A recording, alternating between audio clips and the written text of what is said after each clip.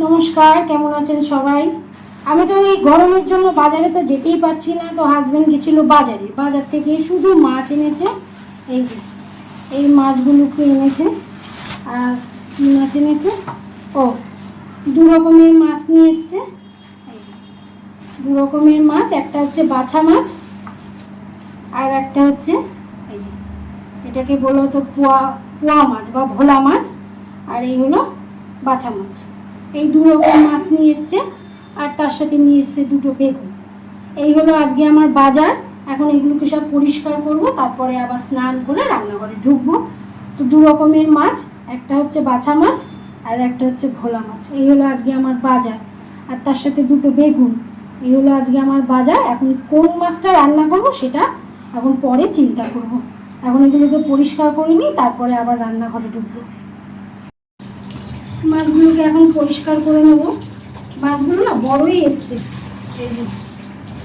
এই দু রকমের মাছ আর বেগুন নিয়ে বাজার থেকে চলে এসছে, আর কোনো কিছু সবজি টবজি আনিনি। এখন এগুলোকে পরিষ্কার করে নেব। রান্না হয়েই এসছে, মাছের ঝোলটা ফুটছে। আজকে বাছা মাছটা করলাম আর ভোলা মাছটাকে ফ্রিজে রেখে দিলাম। আর ভাত টেবিলে চলে গেছে, এখন টেবিলে যাব। রান্না হয়ে গেছে, টেবিলে নিয়ে হাত চলে এসেছি। এই হলো আজকের রান্না, বাছা মাছ। এই হলো বাছা মাছ, আর ডাল ছিল, আর কালকে ছিল আলু পটল আর চিংড়ির তরকারি। আর তো ভাত থাকবেই, আর আছে উচ্ছে আলু সেদ্ধ। আজকে দুপুরের লাঞ্চটাকে এই দিয়েই করব। এখন লাঞ্চটা দিয়ে দেবো ওর বাবাকে খেতে। দুপুরবেলা এক পদের মাছের ঝোল রান্না করেছি, সেই দিয়ে দুপুরবেলা খাওয়া দাওয়া কমপ্লিট করেছি। তো রাত্রিবেলা হাজব্যান্ড বাজারে গেছিলো, বাজার থেকে নিয়ে এসছে এই যে লিচু নিয়ে এসছে, আর নিয়ে এসছে পাকা আম। পাকা আম নিয়ে এসছে, এই যে পাকা আম কেটে নিয়েছি। রাত্রিবেলায় সবাই আম দুধ আর রুটি দিয়ে খাবে।